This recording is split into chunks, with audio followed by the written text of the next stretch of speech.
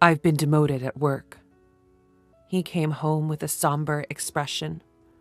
What? I almost spilled the tea I was drinking. His company's performance has been poor recently, and I knew there were major personnel changes due to restructuring, but I never imagined it would hit Scott directly. Still, I think it's important to support him in times like this, as his wife. Well, I guess we just had some bad luck. Times are tough, and I'm working too, so don't worry, I responded cheerfully.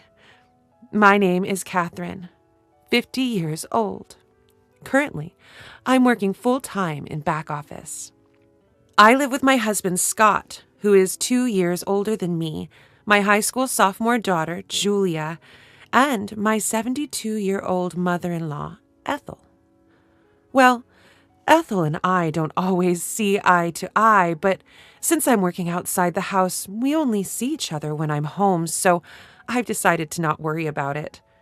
I told my daughter, your dad is a bit down because of the demotion, but try to act normally around him.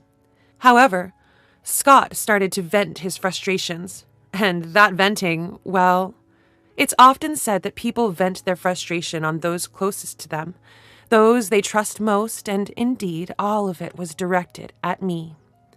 The next day, as I was cleaning the hallway during my day off, he passed by and suddenly said, "You've put on weight since we got married, haven't you?" Huh? Well, I am 50 after all. Even the gynecology pamphlets say that women tend to gain weight around menopause. But according to my company's health checkup, I'm not overweight, I replied. Then he said, "Forget the health checkup. Your figure is too unsightly. You're just being lazy if you're overweight. I'm embarrassed to be seen with you, with your barrel-like figure." What? I was at a loss for words when my husband suddenly said such a heartless thing. Then he said, "Ugly," and locked himself in his room. What's happening all of a sudden? I pinched my own side. I can pinch it. When I pinch it with my thumb and forefinger, it fits snugly with the curve, and I can tell that I've gained more than enough. But why now, all of a sudden? I felt as if I had been pierced by an arrow that had come flying at me out of the blue, so much so that I forgot I was holding the magician wiper in my hand. It was that much of a shock. The wiper slipped from my hand, clattering loudly as it fell onto the hallway floor. From that day on, Scott's attitude towards me became increasingly harsh. To make matters worse, my mother-in-law seemed to have listened to that weekend's argument, and she jumped on it. Then the power doubled. As I was climbing the stairs with a laundry basket, intending to hang the clothes, my mother-in-law descended from the second floor. No, she didn't descend. She just waited at the top of the stairs. She'd remark things like, "Oh, how awful. If only you weren't so fat, we could pass each other on the stairs. I wouldn't have to wait here because only one person can pass due to your obesity." Furthermore, when I served fried chicken for dinner, she'd say, "Isn't this what's making you fat?" and would remove my plate. She'd suggest that the three of us who aren't overweight should eat. My gynecologist told me, "After middle age, you either get fat or you lose weight." But my mother-in-law was on the thin side. My mother-in-law was skinny like a dried-up tree. But I was still able to tolerate her petty harassment. Such nuisances had been commonplace, so I was somewhat used to it. What really pierced my heart was my husband's behavior. Since that incident, my husband, Scott, stopped talking to me. There was no thank you or that was delicious, even when I served him breakfast. He'd just silently eat and then get up. He'd silently enter and leave the bathroom. We still shared the bedroom, but he'd just turn his back and play with his smartphone. I couldn't stand being treated as if I were invisible. One night, In the bedroom, I gathered my courage and asked, "Hey, did I do something to deserve being ignored?" He responded, "Not really, but I just don't want to talk to anyone other than humans." He went on to say, "I don't want to be seen as a family with someone this fat. If you care about me, lose some weight." Huh? I was disheartened by his words. But it's inevitable after middle age, and you know it, right? Even though I walk 1.2 miles for commuting, I'm trying my best in my own way. Indeed, I was trying hard to combat the weight gain due to aging, but he coldly turned his back, saying, "If the results aren't showing, it's the same as not trying. Don't talk to me anymore." From then on, he truly stopped responding to me. My mother-in-law continued to tease me about my weight, and whenever meat, fruits, or rice were on the table, she'd question, "Are you allowed to eat that? Are you aware?" And I ended up being able to only eat salads and boiled vegetables. Scott just watched all of this without saying a word, only moving his chopsticks in silence. I may be at the end of my marriage. I began packing my belongings in my spare time. If I'm going to be treated as heir by Scott, then maybe it would be better to just become invisible. When I told my daughter, "I'm thinking about going back to my parents' house," she responded, "Yeah, I get it. I've seen Grandma and Dad always pick on you during mealtimes. It's hard to watch. I'll go with you, Mom. We can live in your parents' house and I can still go to high school from there." And now, tomorrow is the day when the demotion I've known about for a while kicks in, right after the winter break. Scott came over with a smile, saying, "Let's have a drink, everyone, just this once. Starting tomorrow, the life without subordinates will begin for him." I wonder if he finds that unbearable. But by this time, I've lost the will to go along with it. Even his plastered-on smile is irritating. Scott says, "Let's have a nightcap during dinner. I'll make wine spritzers." This might be the first time he's spoken to me since the day after the announcement of his demotion. He adds, "Julia can have juice, and I'll make a wine spritzer for you too, Catherine." Then he places the prepared wine spritzers at 3 spots on the table. Strange. Why all of a sudden? When Scott turned his back for a moment to look for the TV remote, I sniffed the drink he had made. What? I smelled it faintly, but it was definitely that smell. I recognized the faint smell because I've used it in cooking before. How could he think to make me drink this? I won't stand for it anymore. My mother-in-law's harassment, being ignored by my husband, I'll pay them all back. The wine spritzer pushed me over the edge. "I'm sorry, could you get the camembert cheese from the fridge, Scott? It's from a local dairy farm and it's really delicious. I'm glad for the family time. Could you fetch it?" Thinking he should at least do that much when I expressed joy at family time, Scott headed towards the fridge. While he was away, and before my mother-in-law and daughter sat down, I switched my drink with the one on the seat to my right. The right seat, it was Ethel's seat. Scott returned with the cheese. "Well, now that we've got the snacks ready, I'll call Julia and mother-in-law," I said loud enough for them to hear. "Dinner's ready." The two of them made their way to the dining room and took their seats. Just a regular dinner, except I didn't have any meatloaf or cornbread, salad, stew, chicken soup, and cheese, and wine spritzer. Julia was having juice. "Let's eat." Julia was the one who broke the silence. Scott and my mother-in-law remained silent. I sipped on the wine spritzer Scott had made. He was watching me closely. I smiled and said, "Yeah, it's good." "Huh." Scott murmured something under his breath, but I ignored him. I dug into the salad and then took another sip of the wine spritzer. Suddenly, A beam of red liquid shot out from my mother-in-law. It reminded me of Godzilla's fire breath. Wait, what?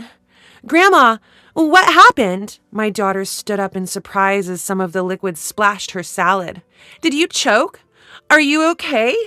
Julia grabbed a towel and quickly returned, but as she returned and handed the towel to my mother-in-law, who wiped her mouth. What is that? Julia voiced out in shock.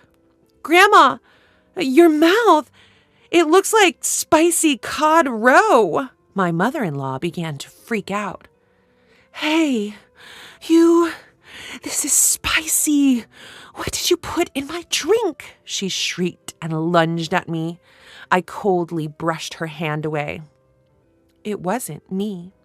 Scott made it. Being brushed off for the first time and hearing that Scott was responsible for the dish must have been quite a shock. What? My mother-in-law screamed, her lips still covered in sauce, then turned to look at Scott. He was shaking. I leaned towards Scott, resting my hand on the table to exert some pressure. You thought you could hide it in the wine spritzer, didn't you?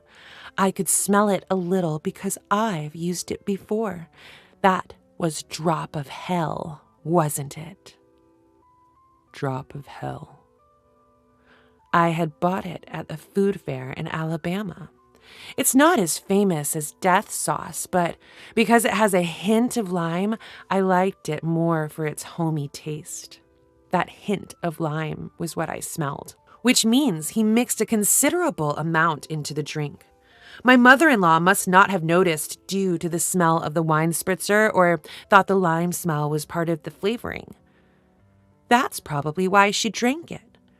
But regardless, this was a seriously malicious prank. Extremely vicious. Wait, Dad did that? Why? Julia wore a shocked expression. I actually intended for Catherine to drink it, Scott confessed. You should exchange it with yours, frothing at the mouth.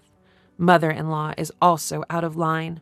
As soon as she found out it was meant for me, she wants to push it onto me. No way am I switching to that dangerous drink, I said in a low voice, maintaining my pressure on Scott. And then I cornered him. Explain why on earth you thought of doing something so outrageous. To this, he replied, You were staying chubby and spicy food boosts metabolism, so I thought I'd make it. Wow, that's pathetic. What a lame excuse, I laughed sarcastically. Did he really think that explanation would be acceptable? Utterly embarrassing. Pressured, my husband hesitated and slightly moved his chair back. I'm not crazy. This is a legitimate reason to support your diet. Here, exchange this with your cup and drink it. I made it for you. I closed in the distance. My husband retreated. What are you saying? As the one who made it, you should taste it to see if it's delicious. Come on. When I got up, I took the cup containing a drop of hell in front of my mother-in-law and threw it in front of my husband. I put it aside. Then I moved my face closer again. After ignoring me and treating me like air for so long, did you think I would honestly drink something you said you would make with a smile out of the blue? Didn't it occur to you in your empty head? Isn't it too childish? Come on, taste it. As the one who cooked it, you should take responsibility. I slammed the table. At that sound, my husband, thinking he could escape with a little more backpedaling, stood up from his chair and backed off. After a tense silence, drink it. A quiet voice spoke. My husband and I turned to the source of the voice. The voice came from our daughter, Julia. Julia started to speak as if she was squeezing out the words. Taking your frustration out on Mom, who supports you the most when things don't go well at work, and repeating cruel treatments. This is like a childish prank. I might not be supposed to say this to my parents, but it's too childish and unbearable to watch. Our daughter stood up, too, and she continued, facing her father. Is it wrong to be overweight? Mom wakes up early and walks to work, and she also brings lunch, so it's not like she's not trying. Then she turned to her grandmother. And you are going along with it, taking away my mom's dinner like fried chicken? What grandma is doing is like middle school seniors and juniors. It's embarrassing. At those words, a flustered Ethel began to make a confused excuse. That's not it. I'm just worried that Julia's mom won't gain any more weight. She must want to be seen favorably by her granddaughter. In fact, Ethel liked Julia. But this time, Julia was harsh. Compassion is something that is conveyed to the other person. It hurt to see Mom's dinner. Despite Mom looking sad, I wouldn't call that compassion. Mom hasn't had any issues in her checkups, but still, taking away her side dishes is just mean. Ethel fell silent. And another thing. It seemed Julia was done talking to Ethel for the time being. She turned back to her father. Mom goes to the gynecologist every month and keeps herself active. But despite all that, Dad just ignores her because she's put on some weight? What's his deal? The atmosphere he creates by ignoring her mistakes. The house feels so tense. Can't he see that? Even Colonel Sanders and Aunt Stella from the cookie ads are plump. There's a term called happy weight, you know. If she gets older and becomes a lovely grandmother like Aunt Stella, I'd be thrilled. When I have kids and she's become a grandma, wouldn't it be great to say, Mom, you've gained some happy weight, and laugh about it? That's my dream. Could you please not ruin it for me? Her gaze was cold as ice as she spoke matter-of-factly. However, her words warmed my heart like hot milk to go with cookies. It's a pathetic sight to see a father scorned by his own daughter. And one more thing, she directed her words at her father. If you're going to ignore someone because of the weight gain due to aging, you should realize that with your thinning hair, you could easily be overlooked yourself. The tension was palpable at the dinner table. Her biting words had brought a chill to the living room. It felt so cold you'd think that even a banana would freeze. It seemed she had said all she wanted to. After a sigh, she turned to me. That's enough, Mom. It's time to let it go. It will be better for you. Her words took me aback. It would be better if I let go. That's right. You should let it go. As I said earlier, my dream is to see you holding my child, saying you've gained some happy weight and laughing. For my sake, I want you to be happy because that's part of my dream. So please let it go. Be happy and fulfill my dream. Her words filled my heart. Every single thing she said made me so happy that I didn't care about being ignored by my husband, the fat shaming from my mother-in-law, or the drink issue. Warm tears streamed down my cheeks. Yes, you're right. My vision blurred up with tears. Hurry up, Mom. She patted my back and gave me a gentle push. Okay. I went to the kitchen and brought back a document I had been hiding for some time. What? My husband let out a startled exclamation. After about a month of being ignored, I started thinking, I have my bags packed. Let's each go our separate ways. I presented the divorce papers with only my name written on them. I just wanted you to lose some weight. If you had slimmed down as I asked, I would have been content. I only realized it was venting after Julia pointed it out, but since you didn't lose any weight, I thought I'd torment you more. I didn't mean for this to... I didn't expect this to happen. My husband began to panic. It's on those who didn't notice until things got serious, and what they're so upset about is incredibly childish, my daughter Julia retorts sharply. Living without her adorable granddaughter is no joke for my mother-in-law, it seems. In a panic, my mother-in-law, Ethel, interjects. Hey, Julia, you want to keep living with us, your grandmothers, don't you? In a voice soft as stroking a cat. To this, Julia says, I decline. I don't want to breathe the same air as people who act like middle schoolers anymore. Shutting down Ethel's plea. Hold on. Okay, I got it. I'll taste it, as you say. I'll take responsibility as the one who cooked it. Scott picks up the glass placed before him and gulps it all down at once. Ugh. Scott, just like Ethel earlier, spews a stream of the red liquid from his mouth, resulting in a striking set of lobster-like lips. There, see? I took responsibility, right, Julia? Julia takes a picture of both of them with their lobster lips on her phone and says, both of you, so lame. Mom, let's go, before exiting the living room. Yeah, I decide to follow her. So what's left behind is a dinner table splashed here and there with wine cocktail mixed with a drop of hell and a husband and mother-in-law with red lobster lips. I returned to my parents' house with Julia. When we explained the situation at home, both my mother and father were furious and went to confront Scott and Ethel. They brought back the divorce papers, and I ended up getting divorced. My ex-husband, Scott, has hit rock bottom in his career and ended up spending his remaining years without any significant achievements. Apparently, he had a habit of ignoring things he didn't like, even with his subordinates, and that led to his demotion, which I heard about just recently. On the other hand, my ex-mother-in-law, Ethel, who had been difficult and rarely went outside, seems to be stuck in a stalemate in a two-person household. Eventually, I got a call saying, if you and Julia were here, it wouldn't be so stale.